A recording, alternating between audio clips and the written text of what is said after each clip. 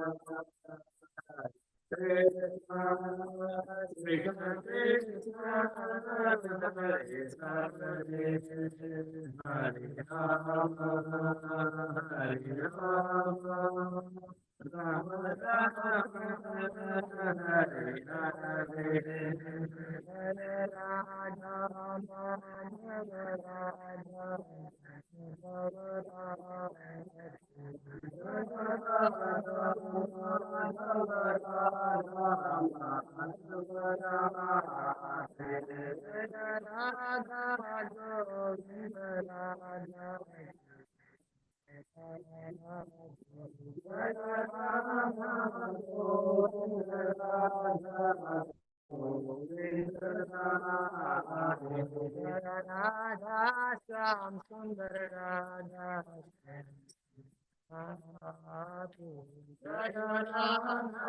श्याम सुंदर श्याम सुंदर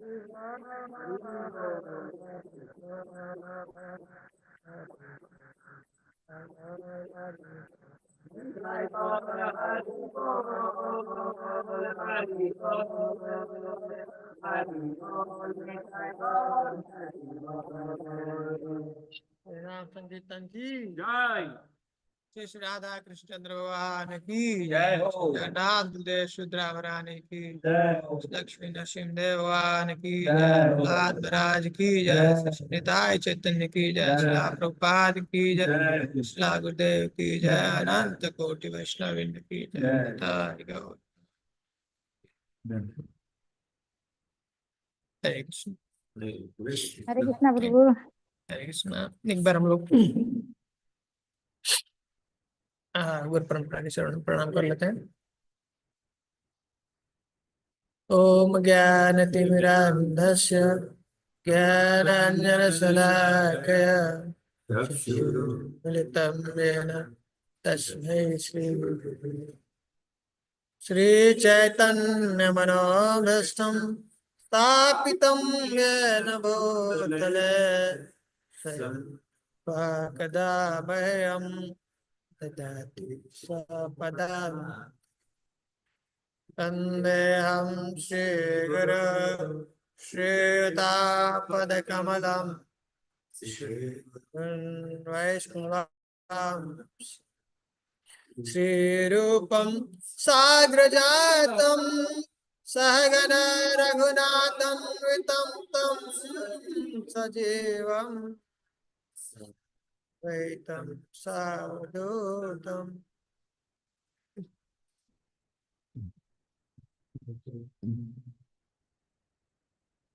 परिजन सहितं कृष्ण चैतन्य श्री राधा कृष्ण पादा सहगण ललिता श्री विशाखा हे कृष्ण करुणा सिंधु दीनबंधु जगतपते गोपिका कांत कांत नमोस्तुते सप्तकांचन गौरांगी श्री राधे वृंदावनेश्वरी श्रुते देवी प्रणमामि। वाञ्छाकल्पतरुभ्यश्च कृपा सिन्धुभ्यैव च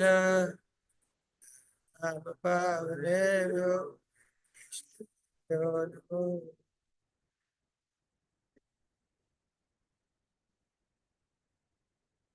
जय श्री कृष्ण चैतन्य प्रभु नित्यानंद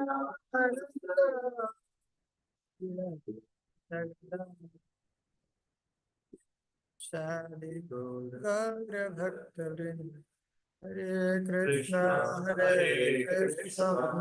कृष्णा कृष्णा हरे हरे हरे हरे राम राम राम हरे हरे कृष्णा कृष्णा कृष्णा हरे हरे हरे हरे हरे राम हरे हरे राम राम राम हरे हरे हरे कृष्णा कृष्ण हरे कृष्णा कृष्ण कृष्णा कृष्ण कृष्णा कृष्ण हरे हरे हरे हरे हरे राम हरे राम राम राम राम हरे हरे मुखं करोति वाचालं अंगं लंघयते गिरिं यत्कृपातमहं वन्दे श्रीगुरुदीनतारिणं परमानन्दमाधवं तन्नये हरि ओम तत्सत्।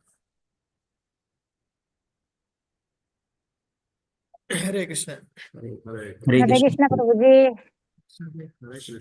हम लोग क्या चर्चा कर रहे थे पिछली बार?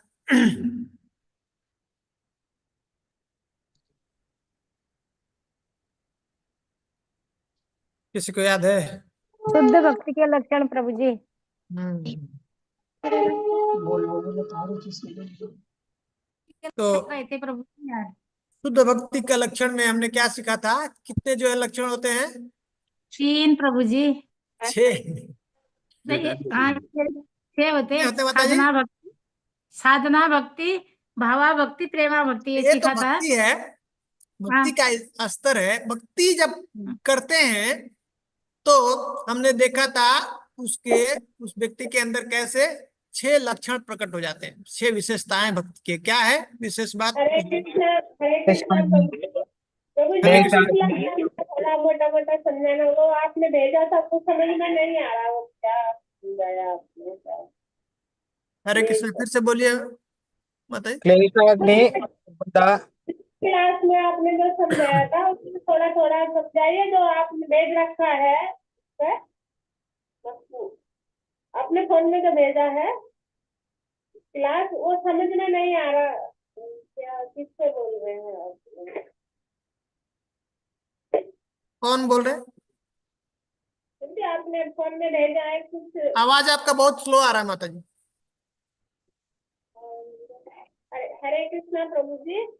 हाँ माता। प्रभु जी पिछला क्लास थोड़ा समझाइए, जो आपने भेजा है भक्ति शास्त्री पे लिख के हाँ भेजा है ना कुछ, तो वो हाँ। समझ में नहीं आ रहा कि वो किसके लिए लिखा भेजा है आपने। वो प्रभु जी रिकॉर्डिंग पिछला बार का भेजेंगे, हम थोड़ा सा रिकैप करेंगे, रिवीजन कर देता हूँ, क्योंकि ऐसे ऐसे मैं बहुत ऑलरेडी लेट हूँ, और ऐसे बताऊंगा तो और लेट हो जाएगा माता जी। आपने तो भेजा है प्रभु जी, पर वो समझ में नहीं आ रहा वो। आप रिकॉर्डिंग सुनिए माता जी।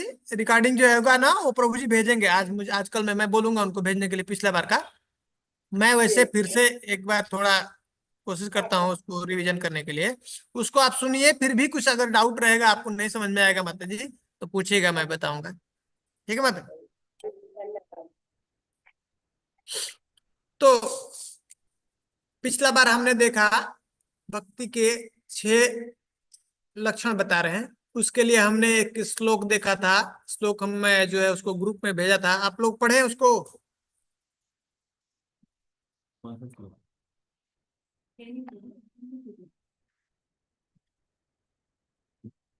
आप लोगों को पढ़ के आना है, जो जो मैं बताता हूँ ना, रिवीजन करेंगे नहीं तो आप लोगों को सब भूलता जाएगा, फिर फायदा नहीं होगा। तो उसमें बता रहे हैं क्लेश अग्नि शुभधा, मोक्ष लघुताकृत सुदुर्लभा। सांद्रानंद विशेषात्मा श्री कृष्ण आकर्षणी च सा कह रहे, एक श्लोक बताते हैं रूप गोस्वामी। उससे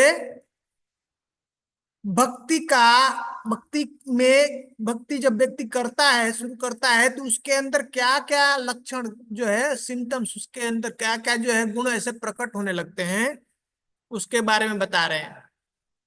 इसके पहले इसको, ये लक्षण को बताने, एक्चुअली लक्षण को बताना चाह रहे थे, लेकिन उसके बताने से पहले कि भक्ति है, होती क्या है, उसको पहले स्थापित किया। उसको हम लोगों ने बहुत डिटेल्स में 3 क्लास में देखा था।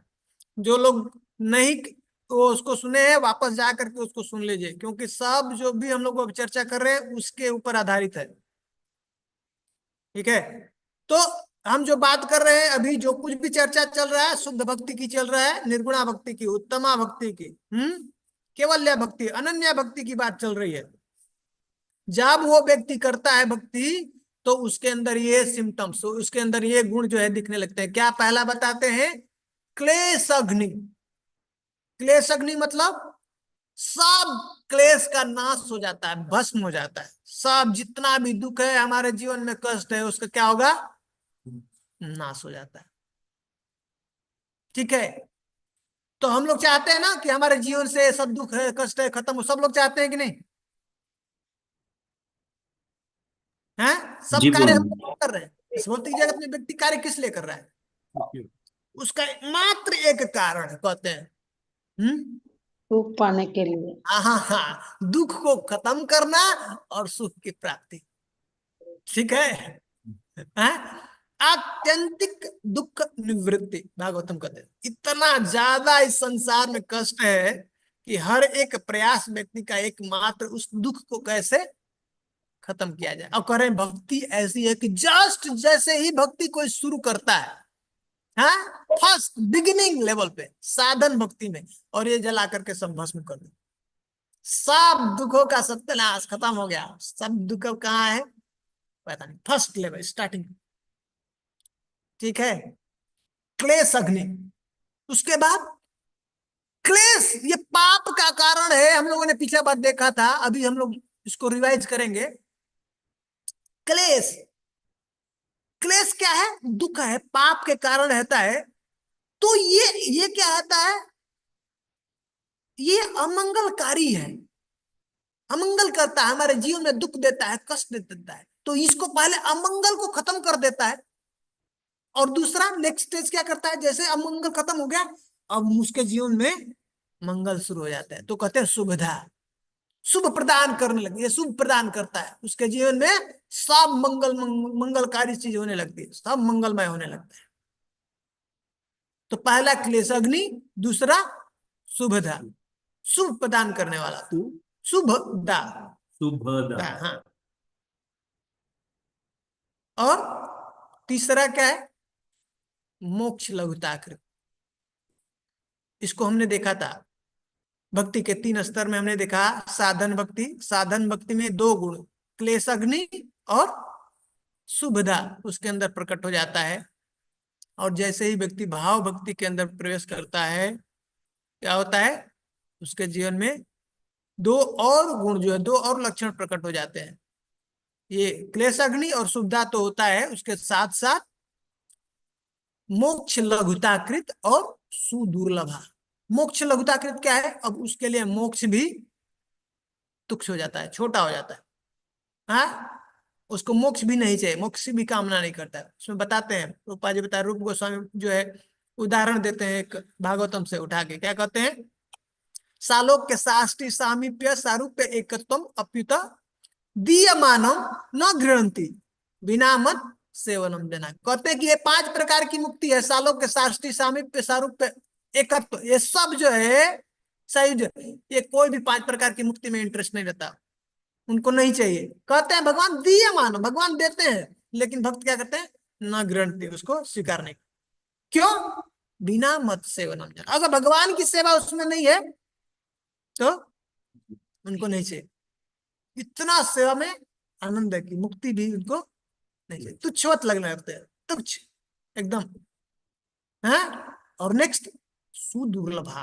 लेकिन ये जो है बहुत रेयर है, बहुत ही रेयर है भाव भक्ति, बहुत मुश्किल है ये प्राप्त करना, इस पहुंचना, इस स्टेज को आना, ये बहुत ही दुर्लभ है, सुदुर्लभ है। और फिर से नेक्स्ट स्टेज, जब व्यक्ति भाव भक्ति के बाद प्रेमा भक्ति के स्टेज पे पहुंचता है तो उसके अंदर और दो गुण प्रकट हो जाते हैं। क्या क्या? सांद्रानंद विशेष आत्मा और श्री कृष्ण आकर्षण। क्या होता है उसके अंदर? बहुत सांद्र आनंद, सांद्रानंद, बहुत घना जो है आनंद का उसको अनुभव होने लगता है। करे कि वो उसको, अब उसको व्यवहार में, बात में ऐसे उसको बताया नहीं जा सकता, समझाया नहीं जा सकता है, हाँ? तो इसलिए अब उसका कुछ नाम नहीं है, तो उन्होंने कह दिया विशेष आत्मा। एक स्पेशल है, विशेष आत्मा, सांद्रानंद विशेष आत्मा। इस संसार का कोई भी सुख आनंद अब उससे तुलना नहीं किया जा सकता, उसका कुछ उदाहरण नहीं दिया जा सकता। उसके लिए हमको स्वयं उसका आनंद जो है टेस्ट खुद लेना पड़ेगा, तब वो चीज समझ में आएगा। ठीक है, सांद्रानंद वो प्रेम के स्टेज पे होता है, सांद्रानंद विशेष आत्मा। और उस स्थिति पे श्री कृष्ण आकर्षणीय, अब उस कृष्ण भी जो है उससे आकर्षित होने लगते हैं, उस व्यक्ति से, उस भक्त से जिसके अंदर में प्रेमा भक्ति जग गया है, जागृत। तो कृष्ण भी आकर्षित, श्री कृष्ण आकर्षणीय, कृष्ण भी जो है उसके प्रति अब खींचने लगते हैं, अब उसके पीछे पीछे भागने लगते हैं। ऐसा शक्ति है ये प्रेमा भक्ति के अंदर। ठीक है, अब ये ठीक है, 6 गुण जो 6 लक्षण जो पता है, प्रभु जी वो समझ में आ गया क्या है? सांद्रानंद विशेषात्मा में क्या है हाँ? प्रभु जी? सांद्रानंद विशेषात्मा में क्या है? सांद्रानंद मतलब ये कंसंट्रेटेड आनंद है। सांद्र हम लोग पढ़ते थे ना फिजिक्स में, वो केमिस्ट्री में जब लैब में तो सांद्र और वो हाँ हाँ सांद्र है, वो बहुत घना है। जैसे गन्ने का जूस होता है ना, जूस बनाए और फिर उसके बाद उसको आग के ऊपर रखते हैं स्वीट को, शुगर कैंडी, अब उसको और उसको घना कर दिया। हाँ, तो हम लोग जो है महिया बोलते हैं ना, उधर उधर से निकालते हैं, उसको खाते थे। फिर अब उसको भी और भी सुंदर बना दिया, वो जो है लकड़ी में जो डाल करके ऐसे जो बच्चे उसको चूसते हैं, कैंडी कैंडी बना दिया। ऐसा घना, बहुत ही घना है वो आनंद है। ठीक है, इसलिए वो आनंद जब प्राप्त होता है तो अब ये सब संसार का सुख, ये जो है और भी जो भी सुख है, ये जो है इसमें भी सुख है। जो मुक्ति होती है, मुक्ति अलग अलग मुक्ति है 27 सालों के, सब उसमें भी बहुत सुख होता है, बहुत करोड़ों गुना सुख होता है। ये संसार का सुख से कोई गुना वो जो ज्यादा है, इसलिए वो इधर नहीं चाहिए, उनको तुच्छोत कर देते हैं, संसार का सुख नहीं वो। लेकिन जब व्यक्ति को इसका सुख प्राप्त हो जाता है तो अब सब कुछ, अब उसके सामने सब फीका है। तो वो जब प्रेमानंद हमारा, जब प्रेम भक्ति जब जागृत होगा जैसे, तो हमको वो स्थिति प्राप्त हो। तो इसलिए वो स्पेशल है, बहुत स्पेशल है, इसलिए कह दिए विशेष आत्मा, सांद्रानंद विशेष है। ठीक है बताइए। जी जी प्रभु जी, हाँ जी समझ में आए प्रभु जी। हाँ, और श्री कृष्ण आकर्षणीय, अब उसमें भगवान कृष्ण आकर्षित होने लगते हैं उस व्यक्ति से, उसके पास अब उसके बिना रह नहीं सकते हैं। जैसे गाय है, गाय का बछड़ा जिधर जिधर जाता है वैसे वैसे अब कृष्ण उसके पीछे पीछे भागने लगे। इसलिए जिधर भक्त है उधर कृष्ण जरूर है, उसमें कोई संदेह नहीं है। अब हम लोगों ने देखा था, इसके ऊपर चर्चा कर रहे थे, पहला जो क्लेश अग्नि जो गुण है, 6 गुण है भक्ति के, उसमें पहले गुण के बारे में हमने चर्चा किया था डिटेल्स में। जस्ट मैं ब्रीफ करते चलता हूं। आप लोग पिछला लेक्चर रिकॉर्डिंग सुन लीजिएगा, कुछ डाउट हो तो हम लोग उसको चर्चा कर सकते हैं, फिर से पूरा वैसे समझना बहुत डिले हो जाएगा। तो क्लेश अग्नि जो है, अग्नि मतलब जो खत्म कर देता है, भस्म कर देता है। क्लेश मतलब जो दुख। तो भक्ति जो है क्लेश को पूरी तरह से खत्म कर देती है। अब क्लेश में हमने 3 पार्ट देखा था, उसमें बताते हैं पापम तद बीजम, उसके बाद अविद्या चेति अविद्या त्रिधा, त्रिपर्वा, जैसे अंगुली के अंदर 3 पर्व है ना, वैसे ही ये 3 फोल्ड जो है ये क्लेश है। क्लेश बोलेंगे तो उसके अंदर 3 चीज ऑलरेडी इंक्लूडेड है। क्या क्या?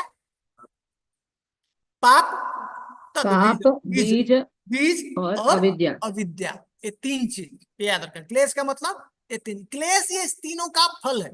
पाप का फल क्या है? ये दुख। दुख जो इस जन्म में जो व्यक्ति भोग रहा है, तो उसका कारण है इस जन्म में कोई व्यक्ति गलत कार्य कर रहा है, या इसके पिछले जन्म में ऐसा उसने कुछ ऐसा पाप कार्य किया है जिसके वजह से अभी ये इस जीवन में दुख भोग रहा है। ये क्लेश जो है, जीवन में कष्ट है, दुख है, उसका कारण क्या है? पाप। पाप का फल दुख प्लस क्लेश। और पाप का कारण क्या है? पाप कोई क्यों करता है? कोई व्यक्ति पुण्य करता है, कोई पाप करता है, पापाचार में कैसे कोई लिप्त हो जाता है? इसका कारण क्या है? अविद्या प्रभु। बीज। हाँ, बीजम। बीज क्या है? इस हृदय के अंदर, हमारे हृदय के अंदर वासना है, काम वासना है। वो व्यक्ति को वो कार्य करने के लिए प्रेरित करता है, ऐसा करो, और लगाता है। हाँ, काम वासना है ना, वो व्यक्ति को प्रेरित। अब ये वासना आती कहां से? उसका क्या रूट काज क्या है? अविद्या। अविद्या। अविद्या। जैसे ही व्यक्ति अपना स्वरूप विस्मरण करता है, भूल जाता है कि मैं कौन हूं, हमारा भगवान कृष्ण के साथ संबंध क्या है, जैसे ही वो अपने को अलग समझता है, अपने को भोक्ता समझता है, अब वहां से उसका हर एक एक्टिविटी, हर एक काम, अब वो क्या हो गया? हमने क्या देखा था? वो सब पाप है। जो भी अब काम करेगा वहां से, अब सब वो पाप है। अब वो भोग, भोग तभी आता है ना, उसके वासना, मैं भोगता हूं। तो जो भी अब करेगा वो किसके लिए करेगा? अपने भोग के लिए। अब उसके अंदर मुझे मेरी इंद्री को तृप्ति करना है, उसके लिए कार्य कर रहा है। अब वो जो भी कार्य होगा कृष्ण की तृप्ति के अलावा, कृष्ण की इंद्रिय तृप्ति के अलावा, जो भी अब चल रही इच्छा, उसके अंदर कामना आ रही है, ये कामना इच्छा है, सटल लेवल पे, सूक्ष्म लेवल पे है, लेकिन ये क्या है? पाप चल रहा है, ये पाप कर्म। कर्म जो है अलग अलग तरीके से होता है, इंद्रियों से होता है। इंद्रिया एक मन भी है। इंद्रियों का स्वामी कौन है? मन है। तो ये ग्रास इंद्रिया ग्रास लेवल पे है, ये जो हम लोग देखते हैं ना, आंख का नाक, ये सब ग्रास है। और सूक्ष्म इंद्रिय क्या है? मन है।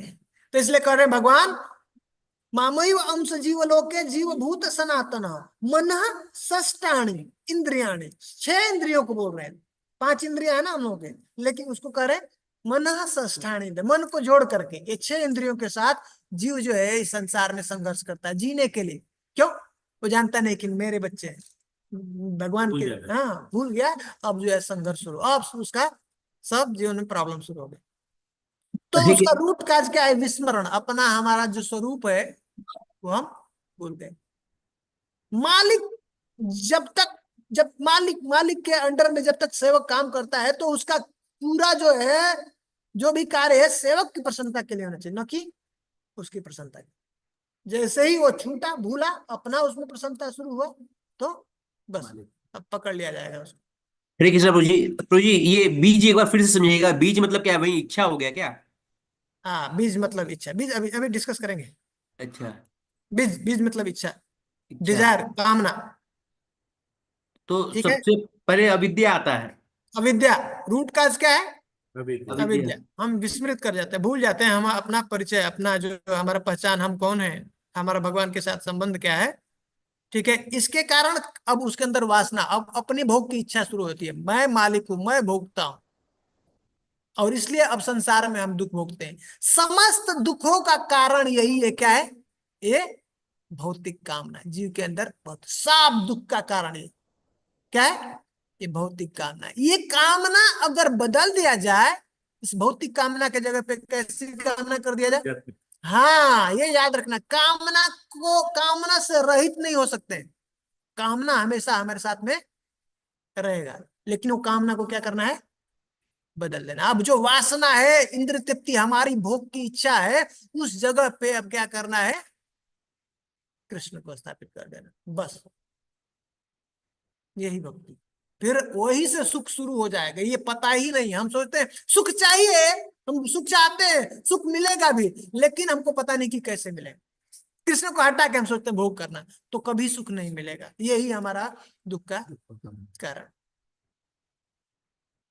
ठीक है, ये पहले समझ लेना है, बार बार, 2 बार, 3 बार, 4 बार, 500 बार, 100 बार, 1000 बार, बार बार रिपीट करना है इसको। ये जिस दिन समझ में आ गया हमको, ये मूल चीज है कि कृष्ण जब तक प्रसन्न नहीं होंगे हमको सुख नहीं मिलेगा, नहीं मिल सकता है। अलग से सुख नहीं व्यक्ति को प्राप्त होता है। जैसे ही कृष्ण प्रसन्न हुए हम प्रसन्न, हमारे आत्मा सुप्रसिद्धति, प्रसन्न हो जाती। सवै पुंसाम परो धर्मो यथो भक्ति अधोक्षसे अहैतुकी अप्रत्ययता ये आत्मासु प्रसिद्धति। जैसे ही भगवान प्रसन्न हुए तो हमको अपने आप, अलग से ये प्रोसेस नहीं है। बहुत ही क्रूड एग्जाम्पल लेते हैं प्रभुपाद जी, कहते हैं जैसे पति पत्नी जब साथ में मिलते हैं तो अलग से दोनों को सुख की अनुभूति नहीं है, दोनों को साथ साथ में सुख का अनुभव होता है। वैसे ही जब जीवात्मा भगवान के साथ जब संग करता है, उनका सेवा करता है हृदय से, तो अलग से प्रसन्नता नहीं होती है। जैसे अलग से भगवान प्रसन्न है, तुमको अलग से नहीं, साइमल्टेनियस साथ साथ दोनों को वो आनंद की अनुभूति होती है। ये जानना है प्रोसेस, ये प्रोसेस फिक्स कर लेना हमारे दिमाग में। यही दिमाग ही खराब हो गया हमारा, हटा करके हम भोग की इच्छा करते हैं, आनंद की इच्छा करते हैं, यही प्रॉब्लम। जोड़ लेना है, कृष्ण को अपने साथ जोड़ लेना है। भोजन तंदुरुस्त करना चाहते हैं अपने स्वास्थ्य को, तो भोजन का बाय डिफॉल्ट है मुंह में डालो, अलग से डालने की जरूरत नहीं है। सिंपल सी बात है, ये समझ लेना है, सिस्टम है। कृष्ण प्रसन्न हुए, कृष्ण को खुश किया, तू अपने आप, तू ही नहीं पूरा संसार सुखी हो जाएगा, तृप्त हो जाएगा। ये बता, यथा तरोर मूल निषेचने न कहते हैं। जिस प्रकार से पेड़ के जड़ में जल डाला, तृप्यंती तत्स्कंद भुजो की शाखा, उसके सब टहनियां हैं, शाखा है, उसका सब जो है तंदुरुस्त हो जाता है, नरिश हो जाता है, तृप्त हो जाता है।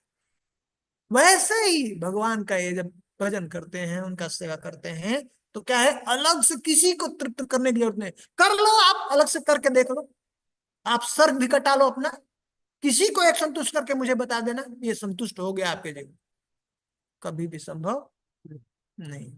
पर कृष्ण संतुष्ट हो गए, इसीलिए अब अगला हम लोग जो है लक्षण जो है सुनेंगे ना, देखेंगे, उसमें बताएगा शुभत्वम, संसार का सब प्राणी उससे प्रेम करने लगता है, सब जीव जो है सबका मंगल होने लगता है। नेक्स्ट हम लोग अभी पढ़ेंगे, अभी लोग क्या पढ़ रहे हैं, क्लेश अग्नि। ठीक है, तो क्लेश अग्नि, क्लेश का नाश है। तो बीजम, बीजम क्या है, काम। हृदय में जब अविद्या आती है, हम समझते हैं कि हम भोगता है, और जब अपनी अब जो भी इच्छा चलती है, भोग की इच्छा चलती है, कामना चलती है हमारे हृदय में, अब वो जो वासना है, काम वासना, वो क्या है, बीजम, वो बीज है। और वो जब वासना ऐसा स्ट्रांग होती है तो व्यक्ति को फिर फोर्स करती है, प्रेरित करती है, ये काम करो, तो काम में लगा देती है, पाप आचरण में उसको लिप्त करा, और उसका फल होता है दुख, कष्ट, क्लेश। ठीक है, ये हम लोग पहले कर चुके हैं पिछले क्लास में। बेसिक अविद्या होगा, बेसिक अविद्या, रूट काज अविद्या, इतना समझता है तो फिर वो काम वासना में लगता है, और काम वासना से बहुत सुंदर, ये ऑर्डर याद रखना है। अविद्या जो है रूट काज है, उसका कारण, उसके वजह से हमारे हृदय में ये वासना आती, बीज आती है, बीज होता है, और बीज बीज जो है फिर से फलीभूत होता है पाप के रूप में, पाप करवाता है हमसे, आचरण, पाप आचरण कराता है, और उसका कारण है दुख। ये पिछला लेक्चर में हम लोग डिस्कस किए थे उसको। हरे कृष्णा प्रभु जी, एक प्रश्न था प्रभु हाँ, जी। जब जब व्यक्ति अविद्या में जाता है, भूल जाता है कि मैं कौन हूँ, भगवान के साथ संबंध कौन है, तो भगवान भगवत गीता में भी बोलते हैं कि मत स्मृति ज्ञान पूर्ण। तो प्रभु जी इसको कैसे समझे कि भगवान ही विस्मृति देते हैं, स्मृति देते हैं, इसको कैसे समझे? अच्छा प्रश्न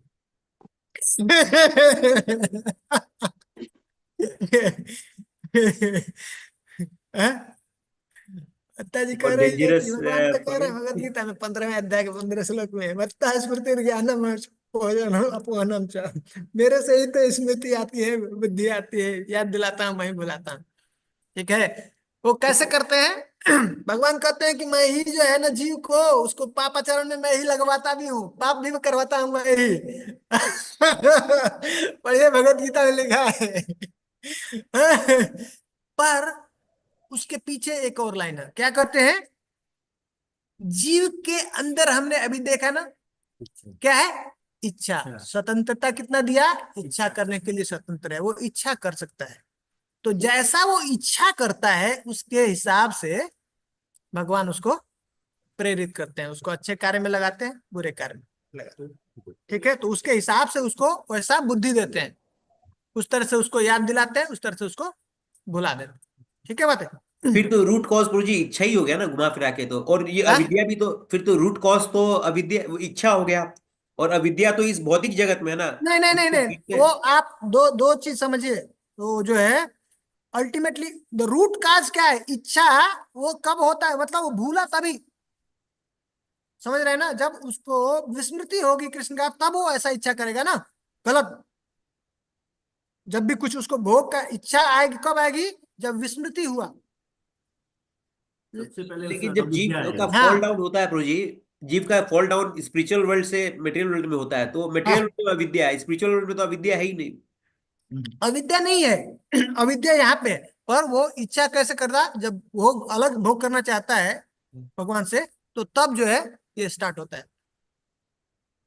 समझ रहे हैं? विस्मृति होना उसको। जब तक उसको विस्मृति जब तक स्मृति है भगवान की और अपने उसके संबंधों की, तब तक उसके अंदर ये भोग की भावना नहीं आएगी। शुद्ध कॉन्शस में शुद्ध चेतना है जब तक, तब तक जीव जो है उसके अंदर ये भावना, भोग की भावना कभी आ ही नहीं सकती है। तो दोनों साथ जब साथ तक चलता है क्या प्रभु जी? एक तरह हाँ से, एक तरह से दोनों स्पिरिचुअल दोनों साथ साथ होता है क्या? इच्छा है और विस्मृति हुआ, या विस्मृति और ना इच्छा ना, है? हाँ ये व्यवस्था कर देते हैं ना। आप पढ़े नहीं, थर्ड कैंटो में कह रहे हैं ना भगवान, ये जैसे ही ये विस्मृति हुआ, मतलब उसको अंदर इच्छा आई, भोग की भावना की इच्छा आएगी ना, तो क्या होता है? वो क्रिएट कर देते हैं इमीडिएटली, एक एटमॉस्फेयर क्रिएट कर देते हैं। ऐसा ये माया, वही माया है। समझ रहे हैं? जी प्रभु जी। जैसे ही ये इच्छा आती है ना उसके अंदर पे, तो क्या वो आप पढ़िए थर्ड कैंटो, हम लोगों ने देखा था ना। मुझे एग्जैक्ट याद नहीं आ रहा। थर्ड थर्ड कैंटो के 20th चैप्टर में ऐसे 12वें 13वें श्लोक में जी पढ़िए, प्रभु वहां जी। पे डिटेल्स में उस तात्पर्य में प्रभुपाद जी बताते हैं कि जैसे जीव के अंदर ये इच्छा आती है, तो कृष्ण उसके लिए एक जो है एटमॉस्फेयर क्रिएट कर देते हैं इमीडिएटली। वो एटमॉस्फेयर क्या है? ये भौतिक जगत। ये अलग नहीं है, आध्यात्मिक जगत से अलग नहीं है। ये आध्यात्मिक जगत के अंदर ही भौतिक जगत है, एक पार्ट है। जैसे आकाश है, आकाश सूर्य से प्रकाशित है, और कुछ पार्ट आकाश में कुछ जगह पे बादल आ गए, तो बादल के जो जो बादल वाला पार्ट है, जहां जो ढक गया नीचे, जो लाइट नहीं आ रहा, प्रकाश नहीं आ रहा, वो क्या है? भौतिक जगत। समझ गए? जी तो जी प्रभु जी। तो ये समझना है कि, ये ही समझना है कि जीव सबसे जो रूट काज है ये इच्छा है। जीव के व्यक्ति के हृदय में जो इच्छा है ना, वो इच्छा को जो समझ लिया, जो कंट्रोल कर लिया, वो मुक्त हो गया। यही जीते जी तुरंत मुक्त हो गया। लेकिन वो तब तक इच्छा के ऊपर कंट्रोल नहीं कर सकता है जब तक उसका माइंड के ऊपर कंट्रोल नहीं होगा, क्योंकि ये माइंड का ही एक पार्ट है, थिंकिंग फीलिंग विलिंग। और वो माइंड तब तक नहीं कंट्रोल होगा जब तक कोई नाम के अंदर डूबेगा नहीं। नाम के अंदर जब तक नहीं डूबा, तो असंभव उसके।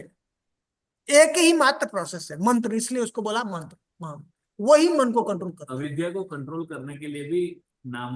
है। सबका सबका भक्ति बता रहा है, भक्ति सबका सार है। भक्ति ये सबको, जो कुछ भी है सबको भस्मसात कर देगी। अविद्या कभी कैसे खत्म कर देगी पता नहीं चलेगा। और जीव रिस्पॉन्सिबल हुआ खाली वो इच्छा के लिए, अभी अविद्या बस के लिए रिस्पॉन्सिबल नहीं है, मतलब वो। इच्छा, बस माता पिता बोलते हैं "ए बेटा तू देख, हमेशा ये जीव के साथ ऑप्शन है, बेटा तू देख, ये रास्ते पे चलेगा तो तेरा भविष्य खतरे में, ये वाला रास्ता चूज करेगा तो अच्छा। तो ये हमेशा जीव के साथ दो ऑप्शन है, चूज कर ले कृष्णा को, तू चूज कर ले माया। हमेशा फ्रीडम है, ये स्वतंत्रता दिया है कृष्ण। ठीक है? जी प्रभु जी। तो ये हमने देखा क्लेश अग्नि, पाप, बीज और अविद्या, और इस तीनों को नाम भी भक्ति, शुद्ध भक्ति, भक्ति में ही शुद्ध भक्ति की बात कर रहे हैं, उत्तम भक्ति की बात कर रहे हैं, उसमें फर्स्ट लेवल साधना भक्ति में इसको जला के भस्मसात कर देते पूरा। ठीक है, इतना समझ में आ गया। अब हम लोग जो है देखे थे पाप के अंदर दो डिवीजन, क्या है? पाप दो प्रकार का होता है, किसी को याद है? हाँ बोले मत। प्रारब्ध प्रारब्ध प्रारब्ध बहुत सुंदर। प्रारब्ध है और अप्रारब्ध। क्या है ये प्रारब्ध? जो इस जन्म में भोग रहे हैं। हाँ बहुत सुंदर। प्रारब्ध मतलब जो प्रारंभ हो चुका है, हाँ स्टार्ट हो चुका है, जो रेडी हो चुका है, अभी जो खाने योग्य हो चुका है, एकदम फल के रूप में बन चुका है, हाँ अब हम खा सकते हैं उसको। जो तो ये प्रारब्ध क्या है बोलते हैं ना, ये प्रारब्ध है, ये करा रहा है। तो ये जो जीवन में हमको जो भी भोग कर रहे हैं वो किसका फल है? प्रारब्ध। ये लाइफ जो हम लोग को पर्टिकुलर मिला है, इसमें जो भी हम लोग सुख दुख भोग रहे हैं ना, ये किसका है? प्रारब्ध का। और जो इस जन्म में अभी से पहले हमने जो भोगा वो किसका पार्ट है? प्रारब्ध का। अभी जो भोग रहे हैं प्रारब्ध का।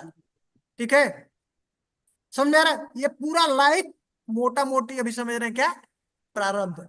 ये जीवन जो मिला हमको दे दिया, ये प्रारब्ध फल हमको, हमने जो डाला था, कमाई किया था, अब हम उसको उतार करके खा रहे हैं। जब हम भोगते जा रहे हैं वो प्रारब्ध है जो भी रेडी है, जो हमारे साथ अभी हो रहा है।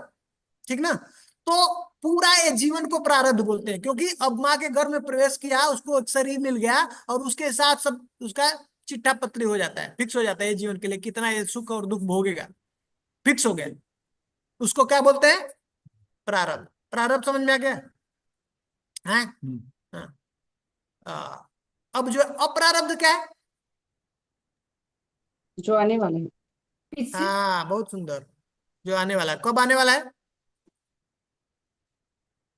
जब पक जाए कर्म के हिसाब से, भविष्य में, भविष्य कर्म में। के हिसाब से प्रभु जी, क्या माता जी?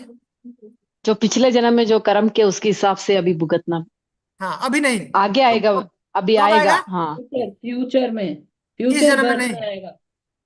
कब इस आएगा? जन्म में भी आ सकता है, हाँ? इस जन्म में भी आ सकता है, इस जन्म में नहीं, अगले जन्म। नहीं, ठीक है, मोटा मोटी समझ लीजिए। अभी इस जन्म में जो भी है उसको प्रारब्ध। प्रभु जी, हरे हाँ। कृष्ण। प्रभु जी, पिछले जन्म का जो अभी अभी भुगतना पड़ेगा ना, हाँ जो पिछले हमने किया है तो उसका। हाँ तो मैं अभी अभी अभी इतना मोटा मोटी समझिए। अप्रारब्ध का मतलब क्या है? जो अभी शुरू नहीं हुआ है। ठीक है, जो आने वाला हमारी ही कमाई है, अभी अकाउंट में है, पैसा निकाल करके लेके नहीं आए, घर पे नहीं आए, अभी खर्च नहीं करेंगे, कैसे करेंगे? अकाउंट में पड़ा हुआ है। ठीक है, हमारा ही अकाउंट है वो भी अप्रारब्ध, लेकिन अभी बैंक में जमा है। ठीक है, और प्रारब्ध क्या है? अपने अकाउंट में से उतार के पैसा ले आ लिया वो घर पे, अब जो है है। उड़ा रहे हैं। जो ठीक है? जो अकाउंट में, उसमें इंटरेस्ट भी जो होते रहता है, ऐड होते रहता है, प्रभु जी। ठीक है, प्रभु जी पकड़ेंगे इसको। हम भी ऐसे नहीं बोले तो थोड़ा दूर से बोलिए। ठीक है, तो अभी अभी आप लोगों को कुछ डाउट ना हो, बस दिमाग में ये रखिए, प्रारब्ध मतलब जो स्टार्ट हो गया है, जो खर्चा हमने शुरू कर दिया है, और अप्रारब्ध जो अभी, हाँ अभी पका नहीं है, अभी बीज के रूप, अभी स्टॉक में है। ठीक है, इतना दो चीज समझिए। प्रारब्ध मतलब स्टार्ट हो गया, अप्रारब्ध मतलब अभी शुरू नहीं हुआ। ठीक है, अप्रारब्ध जो है हमारे पिछले करोड़ों करोड़ों जन्म कह रहे हैं, इसके लिए हमने देखा था कैसा है, कह रहे हैं इसको अनादि, अनादि काल ये हमारा अकाउंट में है भरा हुआ, और अनंत है, मतलब उसका अंत नहीं है। ये जो है स्टॉक किसकी बात कर रही है? अप्रारब्ध की, जो हमारे पिछले करोड़ों करोड़ों जन्मों का स्टॉक है, किधर है जमा हुआ है? वो क्या बोलते हैं? अप्रारब्ध। ठीक है, मोटा मोटे मैं बता रहा हूं, अभी फिर से थोड़ा सा इसके अंदर डिटेल्स में हम लोग समझेंगे। अभी बस इतना आप क्लियर करना चाहता हूं, क्लियर हो जाए आप लोग को कि प्रारब्ध मतलब ये जीवन, और प्रारब्ध मत इसके पिछले जीवन का सब कोटा, जो स्टॉक है। ठीक है। इतना तक समझ में आ गया?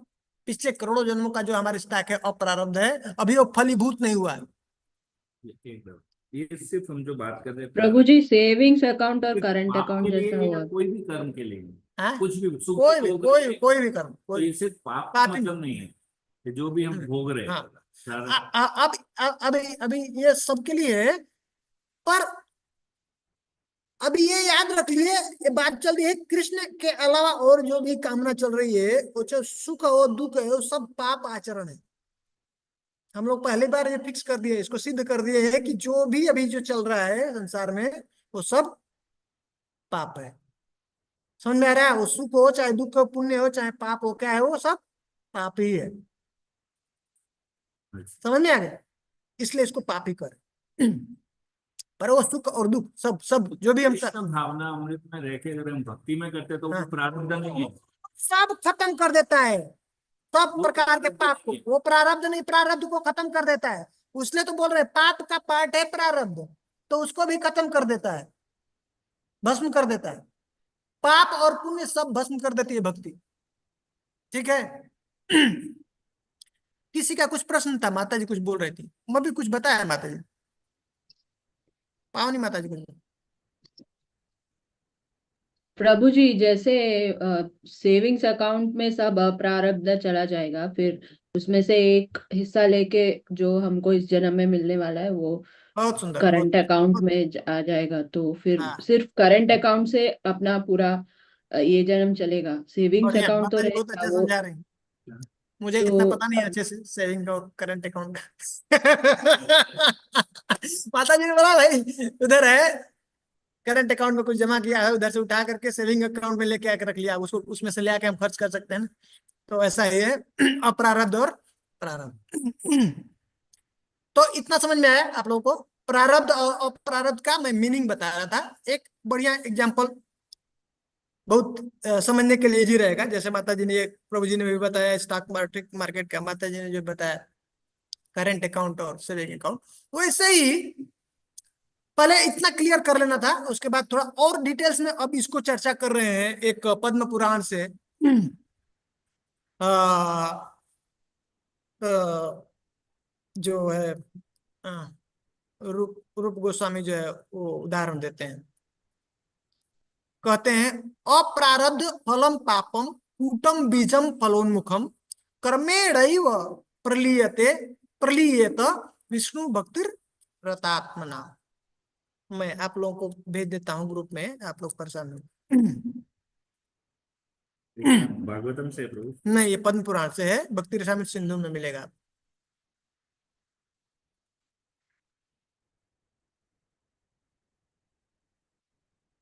ठीक है। क्या कहते हैं अप्रारब्ध फलम। अब जो है हमने पहले अभी क्या देखा था? अभी हमने क्या देखा था? प्रारब्ध और अप्रारब्ध। ठीक है। अब थोड़ा सा एक बार और मैं थोड़ा सा बारीकी से समझा देता हूं, फिर इस पे हम लोग चलेंगे, इसके ऊपर चल पहुंचेंगे। अभी ध्यान से आप लोग सुनिए, बाद में फिर इसको इस श्लोक के ऊपर चर्चा करेंगे। तो एक बहुत सुंदर उदाहरण देते हैं। जैसे कोई किसान जो खेती करता है ना, तो खेती करता है तो क्या करता है जो लास्ट में जब फसल की कटाई करता है, बीज डालता है, पौधे उगते हैं, और फिर उसके बाद फसल की कटाई करके उसका जो अनाज है ले आके स्टॉक में रख देता है, घर में रख देता है ना। फिर फिर अगला साल जो भी उसका फिर से उसका जो है फसल उगाएगा, उसमें जो है गेहूं जो है चावल जो कुछ भी डालना है उसको डालता है, वही करता है। फिर से कटाएगा, फिर से क्या करता है स्टॉक में ले जाके डालता है। और और भी उसको आसान समझने के लिए उसको देखेंगे तो उसके अंदर कभी कभी अभी आजकल के जो लोग हैं मॉडर्न में क्या करते हैं, एक वो ड्रम होता है, ड्रम के अंदर उसको डाल देते हैं। और ड्रम में डालते हैं तो ऊपर से जो नया जो भी फसल कटाई करते हैं उसमें उधर डालते हैं, ऊपर से डालते हैं। और अगर जब घर में बनाना हो, खाना या कुछ काम है तो किधर से निकालते हैं? नीचे भी एक होल होता है, तो नीचे से उन्होंने जो 2 दिन 4 दिन 10 दिन महीने दिन का जो खर्च निकालना है उधर निकाल लिए। तो ये जो अभी हम खा रहे हैं निकाला, ये कब का है? पुराना हाँ, पुराना स्टॉक है पहले का। और अभी जो कटेगा किधर चला जाएगा? ऊपर से। ऊपर चला जाएगा। समझ में आ रहा है? तो वो जो पूरा स्टॉक है जो भी ड्रम में पड़ा हुआ है या बड़ा गोडाउन में पड़ा हुआ है, वो क्या है? अप्रारब्ध। और उसमें से जो निकाल लिया है, हम अभी बनाएंगे आज, खिलाएंगे, सब परिवार को खिलाएंगे, बनाएंगे, हम भी खाएंगे, वो क्या है? हाँ। प्रारब्ध। ठीक है। प्रभु अब जी, इसका हाँ, ऐसे देखा गया तो ये तो सिलसिला खत्म ही नहीं होगा। बहुत सुंदर बात, बहुत ही अच्छी बात। जिस दिन ये समझ में आ गया हम लोगों को, यही समझाना चाहते हैं, यही जनरली लोग समझ नहीं पाते हैं। कभी ये खत्म ही नहीं होगा सिलसिला, निकल ही नहीं पाएगा जीव संसार से, यही चल रहा है ये। क्योंकि अभी ये जो बात चल रही है, इसको कर्म में एक नाम दिया है, संचित कर्म। जो ये अप्रारब्ध है, इसका नाम क्या दिया? संचित कर्म। जो इकट्ठा है, इकट्ठा हुआ हमारा कर्म का सब, जब बीज के रूप में ये कर्म जो भी कर रहे हैं ना, बीज है, उधर इकट्ठा हुआ, कटाई किया, हमारा फसल कटाई किया, उधर इकट्ठा है। ठीक है, संचित कर्म।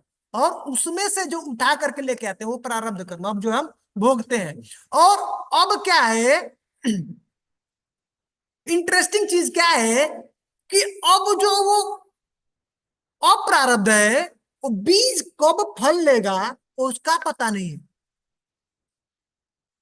जैसे इस संसार में हम लोग देखते हैं ना, आलू है, पालक है, मिर्चा है, टमाटर है, ये जो है 15 दिन महीने दिन में जो है रेडी हो जाता है, खाना शुरू कर देते हैं।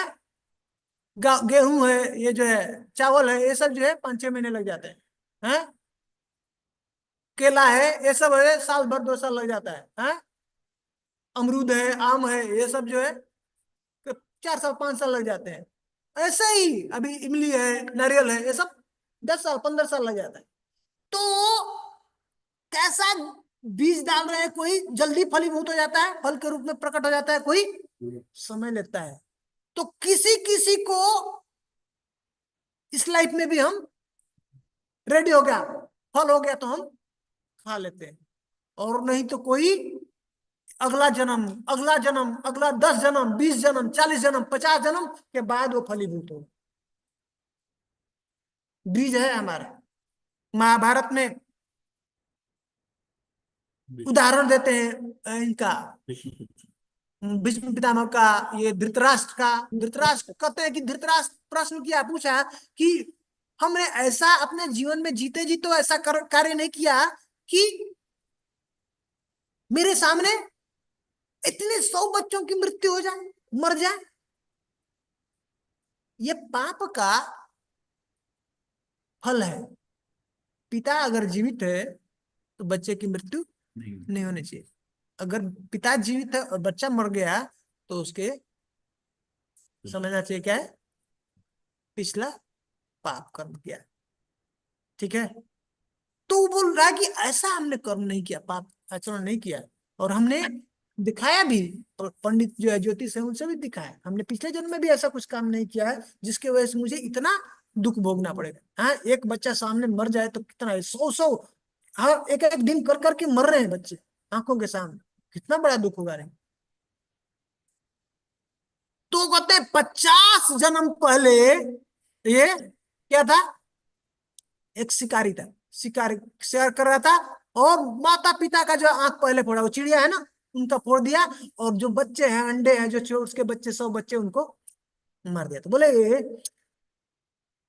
वो 100 बच्चा होने के लिए, एक बच्चा होने के लिए अकाउंट में हमारे पास में क्या होना चाहिए, ऐसा बहुत पुण्य होना चाहिए। 100 बच्चा को प्राप्त करने के लिए उसके अकाउंट में पुण्य को इकट्ठा कर 50 जन्म लग गए, समझ रहे? और तब जब उसके अकाउंट में हो गया इतना, अब उसको सामने बच्चा पैदा हुआ, अंधा पैदा हुआ। और आंखों के सामने ये सब व्यासदेव कहते हैं ये तुम्हारा हिस्ट्री है, ये कर्म का ऐसा है कर्म। तो ये इतना खतरनाक है, कर्मणा गहनो गति कर रहे हैं भगवत गीता में, इतना जटिल है। ये व्यक्ति जो समझ लिया तो संचित के ऊपर कंट्रोल नहीं है और प्रारब्ध के ऊपर कंट्रोल नहीं है, तो हमारा रेडी हो गया, प्लेट में आ गया, खाना ही है अब। इसे बोलते प्रारब्ध है, खत्म ही नहीं होता है, और प्रारब्ध फिर भी खत्म हो जाएगा, लेकिन प्रारब्ध नहीं खत्म होता। तो दोनों के ऊपर अब कंट्रोल नहीं है। अब क्या है, क्रियमाण एक होता है जो अभी चल रहा है करंट में, अभी बीज डाल रहे हैं ना हम। हर समय काम कर रहा है व्यक्ति, हर चीज से काम करता है, मन से भी काम करता है। कभी ऐसा नहीं कि अब सोए हैं बैठे हैं तो काम नहीं कर रहे, काम चल रहा है। इसीलिए भक्ति में एक भक्ति है ना, क्या हम लोगों ने चेष्टा है, सेवा कैसे किया जाए, 3 प्रकार से ना, वचन से, मन से और इंद्रिय से। मन से कैसे होता है, चिंतन तो चल रहा है ना, क्या चिंतन चल रहा है, समझ रहे हैं। तो अब हर एक क्षण व्यक्ति कार्य कर रहा है और वो बीज डाल रहा है, नेक्स्ट वो फलीभूत होगा, फल के रूप में आएगा। इच्छा कर। हाँ, तो अब उधर कंट्रोलिंग नहीं हुआ तो क्या है, कभी साइकिल खत्म होगा, ये चलता ही रहेगा, भोगेगा और वो भोगाएगा, करवाएगा। इसलिए करे अवसह, हेल्पलेस है जीव, असहाय है, निकल नहीं सकता है इस संसार से। ये जबरदस्ती उससे, प्रकृति उससे करवाती है कर्म, व्यवसाय आचरण करवाती है उसको जबरदस्ती। हेल्पलेस है वो, मजबूर है, वो करेगा, कर ही, मतलब वो क्या है, कुछ नहीं कर सकता है, ऐसा स्थिति है।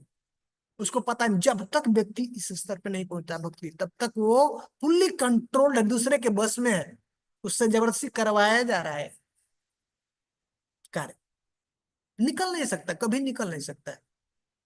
इसलिए भगवान ने बोला ना, मम माया दुरत्या, हाँ, नहीं निकल सकते। तो बहुत सुंदर अंडरस्टैंडिंग है, इसलिए जानना है कि नहीं निकल सकते हैं। इसलिए भगवान कृपा करके हमको, जीव का निकलने का कभी संभावना ही नहीं संसार से, भौतिक जगत से नहीं निकल सकता है। इसलिए जब तक कि वो कोई साधु के संपर्क में नहीं आया, जब तक कि वो शास्त्र के संपर्क में नहीं आया, जब तक ये जो भगवान की सब व्यवस्था है, तब तक जीव निकल ही नहीं सकता है, निकलेगा ही नहीं, संभावना ही नहीं कभी। इसलिए भगवान ने कृपा करके ये दिया, हम लोग को पता नहीं कि क्या चीज मिला है, टाइम पास कर। जब ये पता चलेगा तब हम सीरियस होंगे ये क्या है। इसलिए इस शास्त्र को बढ़िया से पढ़ना है। इतना आचार्यों ने ऐसा हमको दिया है, सिखा के, बता के, इतना अच्छे से समझा करके। मेहनत किस लिए किया, हम लोगों के लिए किया। अगर शास्त्र वेद से हम क्या पढ़ लेंगे, क्या समझ लेंगे, कुरान से क्या समझ लेंगे, कुछ नहीं समझ में आ जाए। क्या हमको जरूरत है उधर, यहाँ से उठा के वहां से उठा करके वो हमारे लिए उसको अरेंज करके दे रहे हैं, सिखा रहे हैं, कैसे उसको समझेंगे। ठीक है, आया समझ में माता जी। हरे कृष्ण प्रभु जी।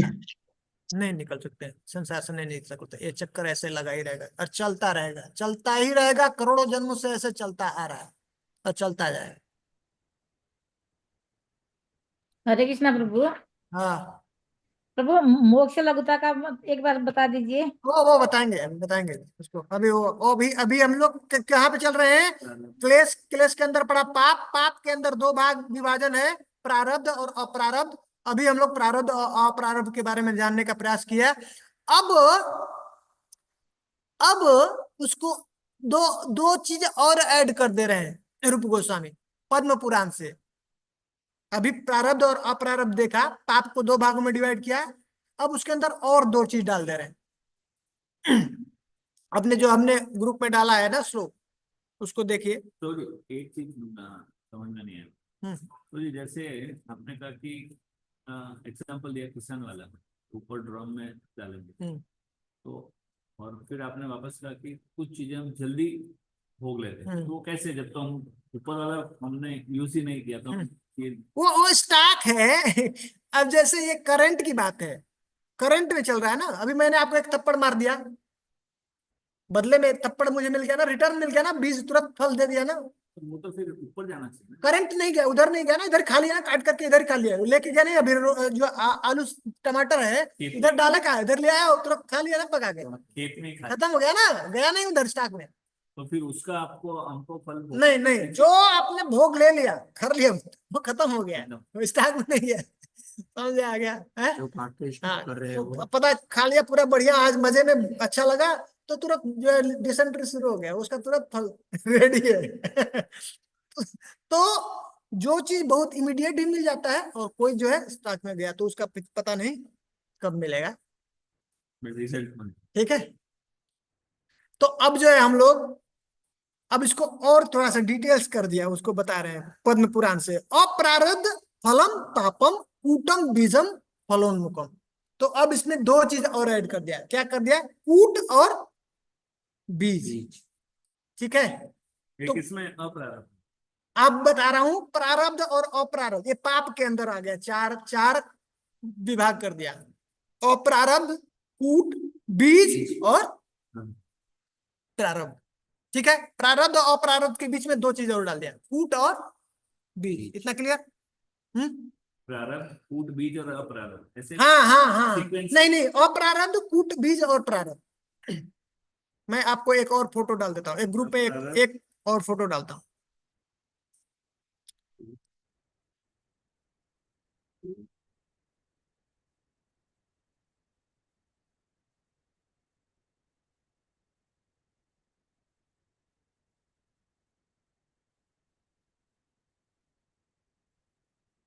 ठीक है, पहले अभी आप लोग श्लोक से इसको हम लोग समझने का प्रयास करेंगे, फिर मैं वो जो फोटो डाला हूं उसको उससे आप लोग देखेंगे तो आप लोगों को हेल्प मिलेगा।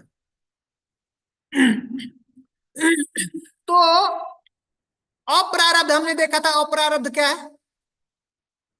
जो स्टॉक में पड़ा है, भुगता नहीं। बहुत सुंदर, जो स्टॉक में है, हाँ, गोडाउन में पड़ा हुआ है, वो क्या है?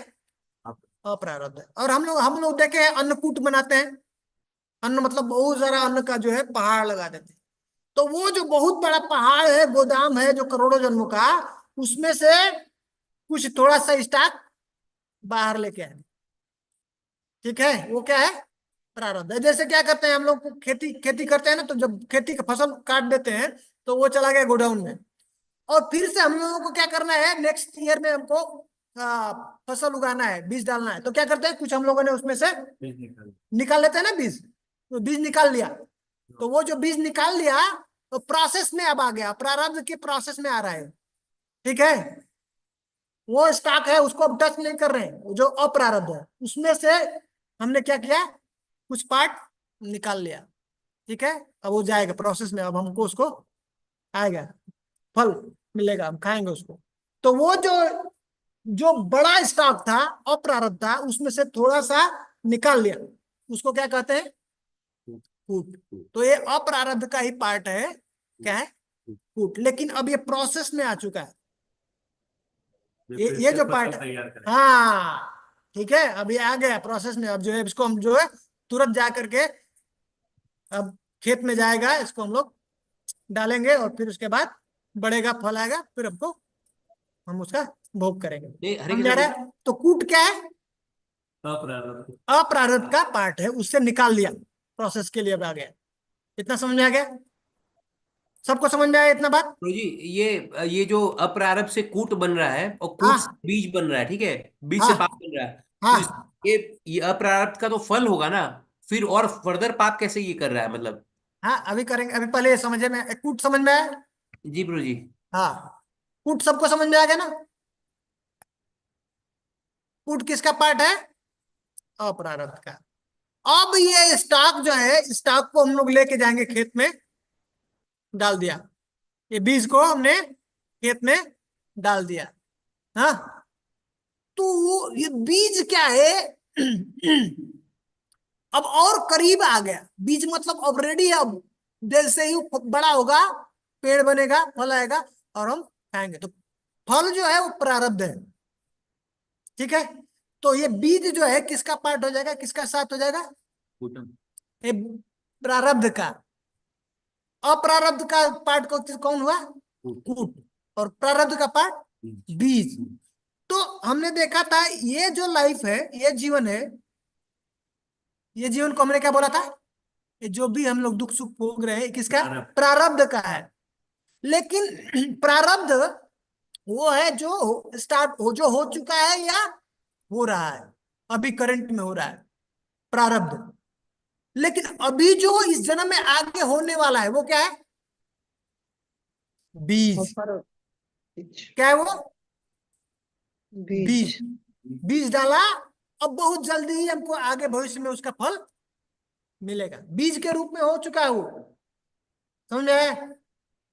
अप्रारब्ध से निकाला थोड़ा सा पार्ट कूट, और कूट जो है उठा करके डाल दिया है बीज। अब प्रभु जी कूट बीज में कैसे चेंज हो गया प्रभु जी? हाँ माता जी, कूटम कैसे बीजम में कन्वर्ट हुआ? जैसे अभी अभी तक अभी वो कूट वाला था, घर में ही था, गोडाउन से थोड़ा उसको निकाल करके दूसरे जगह एक स्टॉक में रखा है, अभी खेत में नहीं गया है। तो खेत में डाला वो बीज, खेत में डाल दिया ना बीज को, अब वो फल मिलेगा। जब तक उसको खेत में नहीं डालेंगे तब तक वो पेड़ नहीं बनेगा, हाँ, फल नहीं देगा। तो बीज अब जो है खेत में चला गया, ठीक है, प्रोसेस अब नेक्स्ट स्टेज में आ गया, बहुत जल्दी अब फल आ जाएगा, ठीक है। लेकिन जब तक कूट में है तब तक अभी भी उसका, जब तक वो बीज नहीं बनेगा, जब तक उसको खेत में नहीं डालेंगे तब तक उसका फल नहीं बनेगा। अभी वो स्टॉक ही है, तो बस ये है कि उसको उठा करके बाहर अलग कर दिया गया है, ठीक है माता जी। फिर ये बीज प्रारब्ध का पार्ट हो गया ना, तो नहीं से बीज नहीं, अब ये मिलेगा, इसका भोग करेंगे, अब रेडी हो गया है, प्रोसेस में आ चुका है, बहुत जल्दी फल देने वाला है। तो अभी तक फल नहीं आया, लेकिन अभी नेक्स्ट एक घंटे में आ सकता है, 1 साल बाद आ सकता है, 40 साल बाद आ सकता है। बोलते हैं ना अभी इसको क्रोनिक डिजीज आ गया, हार्ट अटैक 50 साल बाद आने वाला, बीज ऑलरेडी हो चुका है, और टाइम उसका फल कब आएगा? 50 साल बाद। तो कोई बीज जो है लंबा टाइम ले सकता है फल देने के लिए, कोई बीज तुरंत दे सकता है, समझ रहे? तो इस जन्म में जो अभी भोगेंगे, अभी आगे भोगेंगे नेक्स्ट टाइम, वो क्या है? बीज है।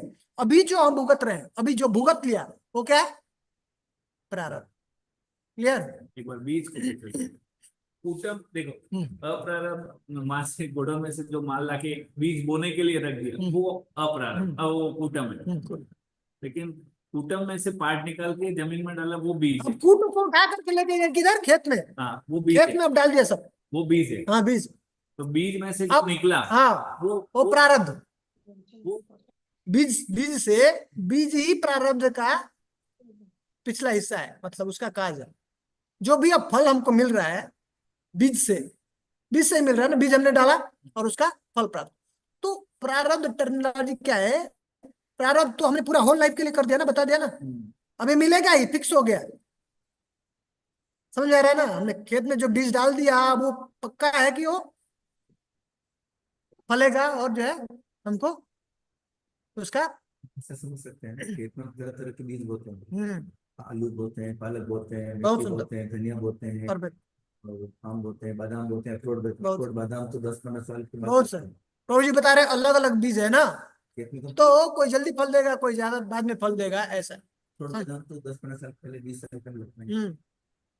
ठीक है, तो वो बीज है। अब प्रारब्ध मतलब अभी ये जन्म में हमने भुगत लिया, जो भुगत लिया और अभी भुगत रहे अभी, और अभी जो करंट है उसके बाद में हम अभी भुगतने वाले इसी जन्म में, लेकिन इसी जन्म में जो भुगतेंगे वो बीज है। प्रारब्ध मतलब होल लाइफ, पूरा जीवन, कंटिन्यूस, पूरा जीवन हमने बता दिया। लेकिन प्रारब्ध में भी और क्लियर हम समझेंगे तो अभी और इसके पहले जो भुगता है, ठीक है। और अभी इसी जीवन में आगे भविष्य में जो हम भुगतने वाले हैं वो क्या है? बीज है, बीज का पार्ट। और अगले जन्म वाला, अगले जन्म अप्रारब्ध। अब इस जन्म के बाद वही मैं पूछ रहा था कि अप्रारब्ध कब भुगतेंगे, तो इस जन्म के बाद, और जब जो हम भोगेंगे, फल भोगेंगे, वो क्या है? अप्रारब्ध। क्लियर? प्रभु जी तो इसका फिर लेकिन बीज से जो एक मिनट प्रभु जी। जो भुगत रहे हैं वो प्रारब्ध है, हाँ जो भुगतेंगे वो बीज है, हाँ और इस जन्म में इस जन्म हाँ। और जो नेक्स्ट जन्म में भुगतेंगे वो वो अप्रारब्ध। इसमें कूटम कहाँ है? कुटुंब आया ना, उसको निकाल दिया ना, वो आ गया है सेटल अभी बीच के, इसलिए वो इसके साथ में आ गया, क्लोज है। ठीक है कूटम और बीजम करीब करीब पास पास। हाँ पास पास है, इसलिए वो एक थोड़ा और क्लोज स्टेप समझाने के लिए उन्होंने ये दो ऐड कर दिया है पद्म पुराण। कूटम से तो बीज, बीज किसी तरह का बन सकता है। किसी तरह स्टॉक बड़ा स्टॉक से छोटा स्टॉक में लेके आगे बाहर निकाल दिया। ठीक है। अब वो कूटम जो अप्रारब्ध में क्या था कि अब आप इस जन्म में भुगते रहेंगे नहीं, लेकिन कूटम वाला आ गया अब आपके स्टॉक में, ये आपके लाइफ के ये जो है ये जीवन के लिए आपको निकल गया। ठीक है। अभी पूछ रहे थे कुछ रवि प्रभु जी प्रभु जी, प्रभु जी जो अप्रारब्ध से कूटम में चला गया, इसका मतलब ये इस जन्म में अब भुगतना है ना? बीज के थ्रू जाएगा, प्रारब्ध बनेगा, लेकिन बीज के थ्रू वो फिर वापस से पाप बन के जाएगा। ना ऐसा नहीं है। और पाप तो उसका पाप के अकाउंट में आ रहा है ना। अब ये बीज है, जो भी बीज है, आपने आम का डाला, अमरूद डाला, बबूल डाला, तो जो भी बीज होगा अब उसको खाएंगे। लेकिन बीज डायरेक्ट प्रारब्ध नहीं हो सकता ना, उसको तो पाप के थ्रू ही क्रॉस करके जाना पड़ेगा ना प्रभु जी। वो डायग्राम में जो है बीज को पाप के अंतर्गत है, पाप का ही दो विभाजन, जैसे हमने क्लेश के अंदर 3 विभाजन देखा था ना। जी प्रभु जी, क्या देखा था? कलेश के पाप, अंदर पापम बीजम अविद्या। बीजम और अविद्या। उसी तरह पाप के अंदर 2 विभाजन है, प्रारब्ध और अप्रारब्ध। और फिर से अब इसके अंदर 4 विभाजन कर दिए। पाप मतलब ये 4 चीज, ये पद्म पुराण से रेफरेंस दे रहे हैं रूप गोस्वामी। हाँ, अप्रारब्ध, कूट, बीज और प्रारब्ध, ये पाप का ही सब पार्ट है।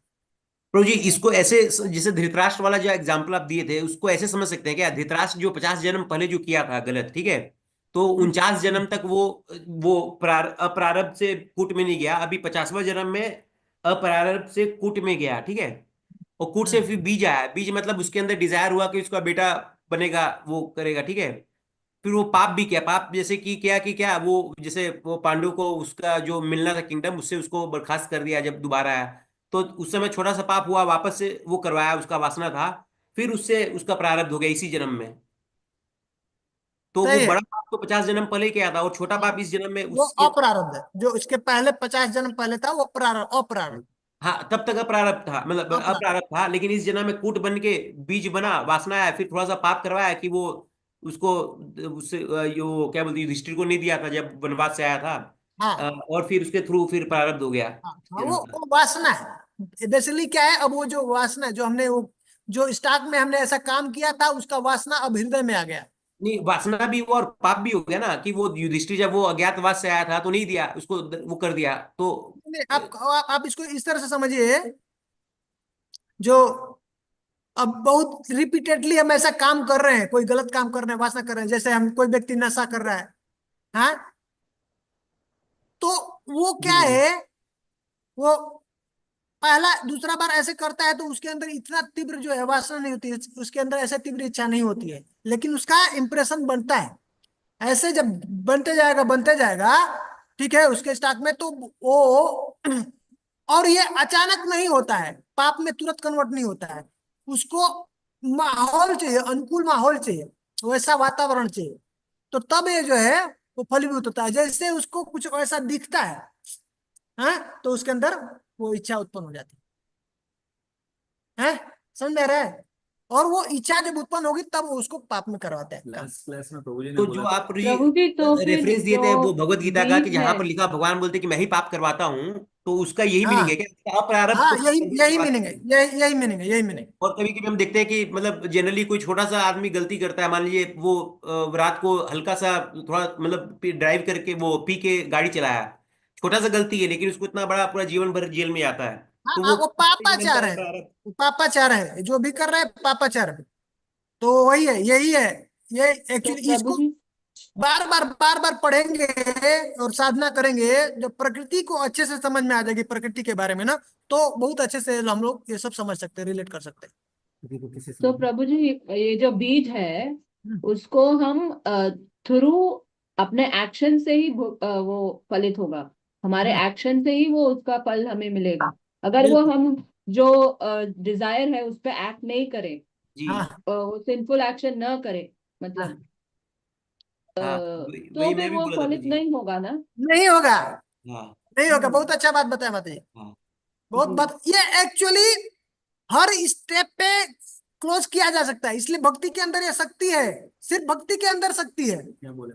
माता जी ने बहुत अच्छा बात बताया कि बीज आ गया है हृदय में आ गया, लेकिन जब तक एक्शन में नहीं आएगा तब तक वो उस काम को फल नहीं मिलेगा। एकदम सही है ना? जैसे अभी मैंने फिल्म का पोस्टर देखा। हाँ पतना कोनो हाँ, चढ़ नहीं होगा। समझ में बहुत अच्छा बात बताया, लेकिन बहुत अच्छी बात है। देखिए हर जगह पे देखिए, बहुत डिटेल्स हो रहा है, बहुत टाइम लगेगा फिर हम लोगों को। लगना नहीं।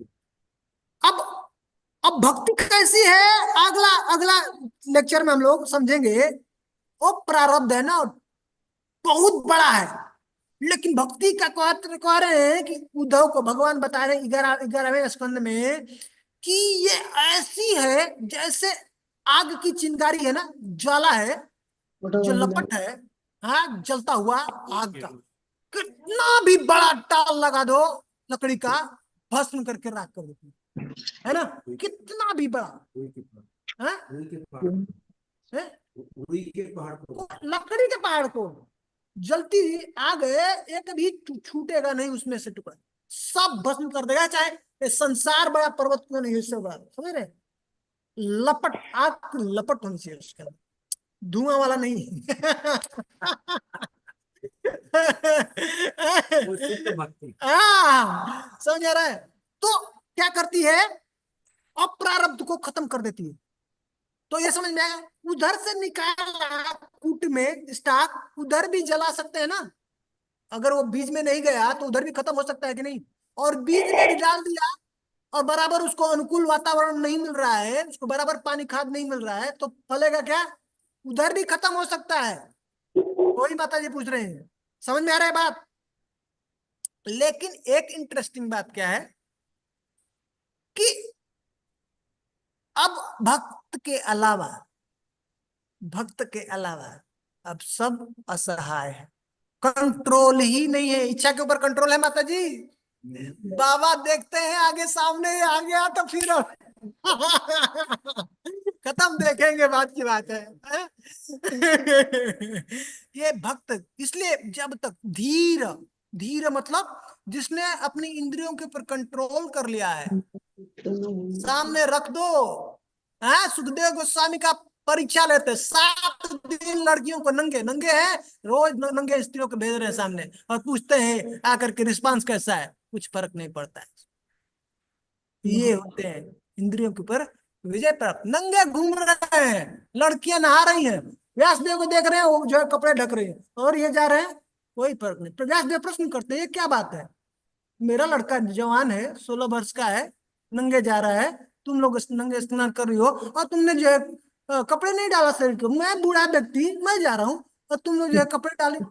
बोलते नजर से पता चल जाता है, वो जो है उसको भेद नहीं है, पत्थर में है, पेड़ में, और जो है स्त्री पुरुष में, तो सब जगह पे एक आत्मा, सब जगह देख रहा है, फर्क ही नहीं पड़ता उसको। समझ आ रहा है? वो स्टेज पे आएंगे तो तब समझ में आएगा। भगवान को कह रही है, जाती है देने के लिए गोपियां, किसको, दुर्वासा ऋषि को, और बोलते हैं कि जो है गंगा जो है कैसे यमुना जी को पार करके जाएंगे, यमुना जी के पार जो है उनको भोजन देना है। तो भगवान बोलते हैं जाओ यमुना जी से बोलना कृष्णा अगर क्या है, ब्रह्मचारी है, आजीवन ब्रह्मचारी है, तो स्थान दे देना, रास्ता दे देना। और गई बोली और जो है रास्ता दे दिया, यमुना जी चले गए कहाँ पे, दुर्वासा जी के पास। वो दिमाग खराब हो गया, क्या है कृष्णा बोलते हैं। और फिर उधर जो खिलाया बढ़िया दुर्वासा ऋषि को, और बोले हम कैसे जाएंगे, दुर्वासा ऋषि बोले जाओ यमुना जी को बोलना, अगर दुर्वासा ऋषि इसको खाया नहीं तो रास्ता दे दे। सामने ही खाया है। और क्या बात है, और गया बोला और रास्ता दे दिया, यमुना जी वापस पार। समझ में आ रहा है सब क्या चक्कर चल रहा है?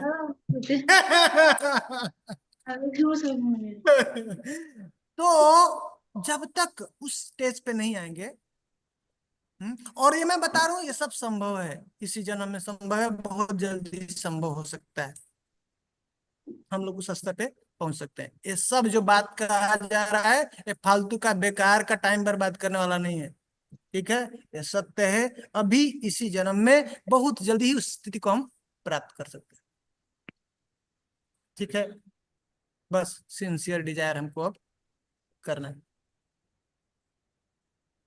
समझ में आया माता जी? मैं क्या बताने वाला था, अब बंद कर देते हैं अब आज, ठीक है। अब समझ रहे हैं, अगली बार जो है हम लोग आगे से फिर चर्चा करेंगे। कुछ प्रभु पूछ जी रहे हैं क्या? वो पद्म पुराण का बोल रहे थे प्रभु जी, पद्म पुराण का वो हाँ, श्लोक अगली का बार याद एक्सप्लेन दिलाएंगे। कर। फिर जो है वहां से स्टार्ट। जो उसमें आता है प्रभु जी कृष्णा कृष्णा कृष्णा हरे राम हरे राम राम राम भगवान की जय, सागुदेव की जय। बहुत ही खास हरे बात है, कृष्ण प्रभु जी। कृपा है हम लोगों के ऊपर, इसलिए भक्त के ही ये सब, भक्त के अंडर में भक्त ही बस एक स्वतंत्र है, और वो कोई स्वतंत्र नहीं है, कुछ नहीं। इवन डिजायर भी, ये माइंड भी, ये क्या है? प्रकृति का पार्ट है, और प्रकृति के द्वारा सब कुछ हो रहा है, कोई कंट्रोल नहीं माता जी। उसी चीज के ऊपर कंट्रोल बस नहीं है, ये समझना है। इसलिए बहुत सावधानी से, ध्यान से बार बार पढ़ना है, सुनना है, तो जाके ये सब चीजें समझ में आए, प्रभु जी हरे कृष्ण। ठीक है। हरे कृष्ण प्रभु जी। हाँ बता। प्रभु जी कुछ कुछ ऐसा कार्य है कि हम ना चाहते हुए भी हमें करना पड़ता, जैसा कि विष्णु पंचक का हुआ, कार्तिक महीना हम अच्छी तरह से जितना चाहे पालन करें, फिर उसके बाद घर में इतना कॉकरोच है, उसे मारना ही पड़ेगा, ये सब हमारा कर्म क्या नहीं, ये हाँ, उसका हमको भुगतना है माता जी। नहीं, प्रारंभ कर्म क्या क्या ये करंट का ही हाँ हाँ, पीछे का ही है, और उसको भुगतना पड़ेगा, करेंगे तो भुगतेंगे। फिर भोगते तो फिर उधर जमा हो रहे अकाउंट में। हाँ, जमा हो रहा है, ऐसे चल रहा है, वो तो पाप, वो तो वो ऐसे दिख रहा है ना, ऐसे भी बहुत सारा पाप चल रहे हैं, तो मार रहे हैं, पाप कर रहे हैं रास्ते में, ऐसे बचते हैं। हाँ हाँ, हाँ, कोई फिर हम इससे चांस नहीं है निकलने का माता जी, पूरा फंस गए हम लोग, बहुत खतरनाक जगह पे, कोई हाँ निकलने फिर की जगह क्या नहीं है। करें प्रभु, सुबह से शाम तक हम भक्तों के साथ रह आप के भी पाप ही हमें कर रहे हैं, सांस बोल रहे हैं भगवान अर्जुन को तू छोड़ के जाएगा तो क्या सोच रहा है, बच जाएगा? सांस ले रहे हैं ना, कितना मार देते हैं, पानी पीते हैं ना, खाते हैं ना, हाँ उसमें कितना मारते हैं, पता है ना, हाँ दही है, बैक्टीरिया ही तो हाँ है सब, हाँ, है। तो बचने का कोई तरीका नहीं, बस एक ही तरीका, माम एकम शरण। स्मरण। जब ये ठीक से समझ में आएगा तो शरण में जाएंगे, नहीं तो नहीं समझ में आएंगे, इसलिए पहले ठीक से समझ लेना है कि कोई चारा नहीं। नहीं है, वो भगवान का कृपा आ गया तो हम जाएंगे। वो कृपा हमारा इच्छा से छोड़ा हमने पहले, नहीं, हमारा तो इच्छा नहीं है कि हम सभी को मारे, पर फिर भी हो जा रहे हैं ना ना प्रभु जी। शरण में जाने का इच्छा है, शरण में भगवान के जाने का, वो वो तो इच्छा हम करेंगे तो तभी तो सब व्यवस्था फिर करेंगे। पहले हमने इच्छा भोग का किया था तो व्यवस्था भगवान ने किया, अब फिर से इच्छा करेंगे कि हम आपके शरण में आएंगे तो सब भगवान फिर व्यवस्था करें, ठीक ये है। जो ना चाहते हुए, जैसे माता जी मुझे पूछी कॉकरोच मारते, ये या जो भी होता है, ये सब कुटुम्ब बीजम वाली कैटेगरी है क्या प्रभु हाँ जी? हाँ हाँ, सब सब बिना उसके होगा नहीं, आपके साथ ऐसा सरकमस्टांसेस क्रिएट नहीं करेगी प्रकृति आपके पास। हाँ। चल बंद कर दो। हरे कृष्णा, ठीक हरे है। कृष्ण। अब किसी का कुछ प्रश्न होगा तो हम लोग अगली बार कंटिन्यू करेंगे। शिला प्रभुपाद की जय, भक्त गोस्वामी जय, उपस्थित सब समस्त भक्तवृंद की जय। मेरा एक ही रिक्वेस्ट है, आप लोग जा करके सुनिए, जा करके पढ़िए बार बार, ठीक है प्रभु। हरे ठीक है। कृष्णा प्रभु। हरे कृष्ण। हरे कृष्ण। थैंक यू प्रभु जी, हरे कृष्णा, हरे दंडवत कृष्ण प्रणाम। प्रभु जी। हरे कृष्णा प्रभु जी के लिए हरे दंडवत प्रणाम प्रभु जी। हरे कृष्ण। हरे कृष्णा कृष्णा कृष्णा हरे हरे, हरे राम राम राम हरे हरे। हरे कृष्ण। हरे कृष्ण।